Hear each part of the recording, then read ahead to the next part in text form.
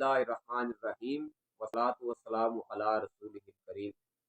سامعین محترم، آج 27 نومبر 2021 بروز افطار اہل سنت کے عقیدہ کے دفاع کے لیے جامعہ اسلام آباد کے طرف سے دیے گئے چیلنج کو قبول کرتے ہوئے حضرت علامہ مولانا مفتی محمد شاہد عمران جلالی صاحب اسلام آباد پہنچے۔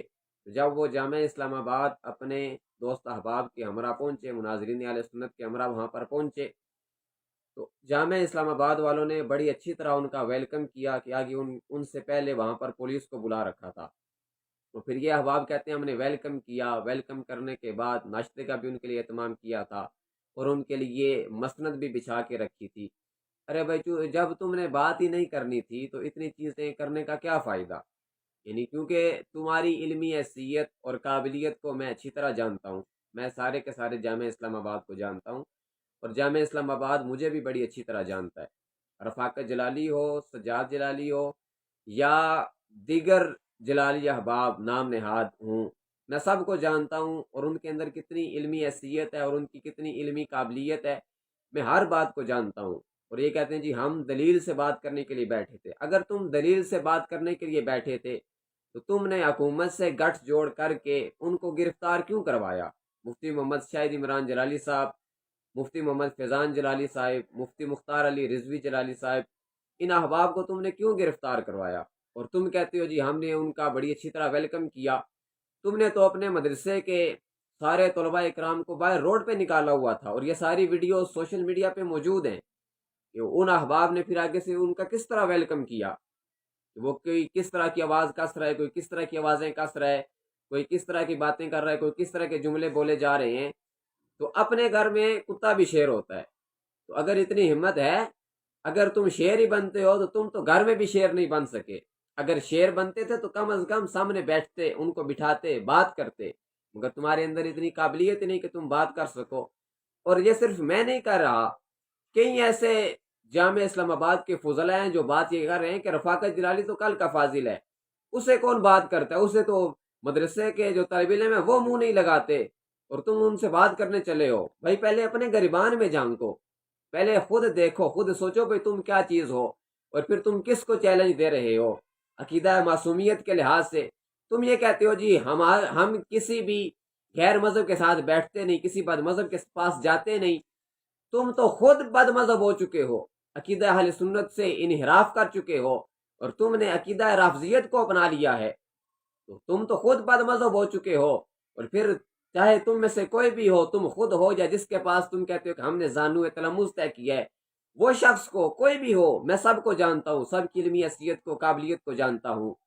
تو اللہ کے فضل سے مفتی محمد شاہد عمران جلالی صاحب نے حق کے تحفظ کے لیے اور اہل سنت کے عقیدے کے دفاع کے لیے آپ نے لاہور سے اسلام آباد تک کا سفر کیا۔ تم یہ کہتے ہو کہ انتشار پھیلاتے ہیں، پہلے اپنے گریبان میں جھانکو، دیکھو کون فساد پھیلا رہا ہے۔ وہ شخص تو لاہور سے تنے تنہا چلا تھا صرف عقیدے کے دفاع کے لیے اور تمہارے ساتھ بیٹھ کے بات کرنے کے لیے، مگر اسے کیا خبر تھی کہ تمہارے اندر اتنا پانی نہیں کہ تم بیٹھ کے بات کر سکو، تم کسی قسم کی اس سے علمی گفتگو کر سکو۔ تو جو تم نے کرنا تھا وہ تم نے کیا، لیکن اگر تم یہ کہتے کہ وہ انتشار پھیلاتے ہیں تو یہ تمہارا سراسر الزام ہے اور تم جھوٹ بول رہے ہو۔ وہ انتشار پھیلانے کے لیے نہیں، وہ اہل سنت کے دفاع کے لیے اور عقیدہ معصومیت کے تحفظ کے لیے لاہور سے اسلام آباد انتشار کو ختم کرنے کے لیے آیا تھا۔ اور تم یہ کہتے ہو کہ یہ لوگ پگڑیاں اچھال رہے ہیں، ہم میں سے اللہ کے فضل سے کسی نے کسی کی پگڑی نہیں اچھالی۔ ہاں، جو حق بات تھی، جو سچ بات تھی، وہ ضرور بیان کی ہے، اور اگر حق بات سے کسی کو الرجی ہوتی ہے تو وہ 1000 بار ہو، ہمیں اس سے کسی قسم کا کوئی مسئلہ نہیں۔ تمہیں تکلیف ہوتی ہے تو 1000 بار ہو، حق ہم پھر بھی بیان کرتے رہیں گے۔ اور اگر تمہیں گھمنڈ ہے علم کا، دلیل کا، اور تم یہ کہتے کہ تم بد مذہب نہیں ہوئے، تم نے عقیدہ معصومیت میں جو ڈنڈی ماری ہے وہ ہم کبھی کامیاب نہیں ہونے دیں گے۔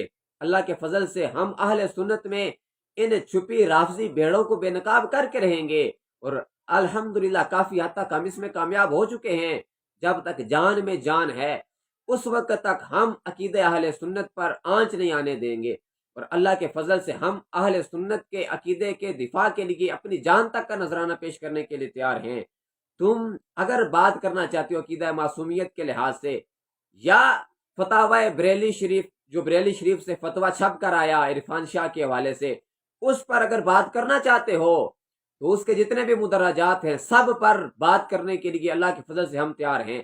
جن احباب کو تم نے گرفتار کرا دیا وہ تو بعد میں آئیں گے، جب وہ باہر آئیں گے تو وہ تم سے بات کریں گے، لیکن یہ نہ سمجھنا کہ وہ گرفتار ہو گئے تو اب تمہارا تعاقب کرنے والا کوئی نہیں ہے۔ قبر تک ہم تمہارا تعاقب کریں گے اور تمہیں چھوڑیں گے نہیں، اس لیے کہ تم نے عقیدے سے انحراف کیا ہے، تم نے دین سے غداری کی ہے، تم نے قرآن سے غداری کی ہے، تو غدار کو ہم ہرگز معاف نہیں کریں گے۔ جب تک تم ہمارے سامنے بیٹھ کے بات نہیں کر لیتے، اپنے آپ کو سچا ثابت نہیں کر لیتے، اس وقت ہم تمہاری بات نہیں مانیں گے۔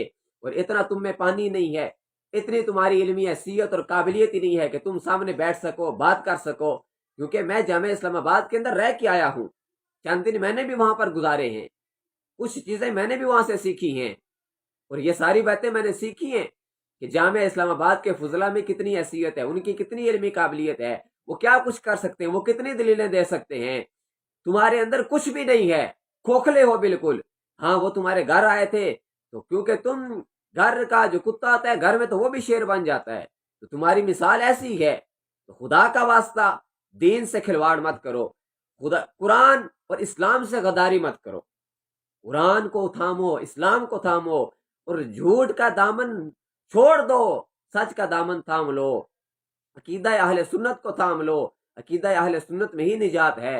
اللہ تعالیٰ کی بارگاہ میں دعا ہے کہ اللہ تعالیٰ ہم سب کو عقیدہ اہل سنت سمجھ کر اس پر عمل کرنے کی توفیق عطا فرمائے۔ وما توفیقی الا باللہ۔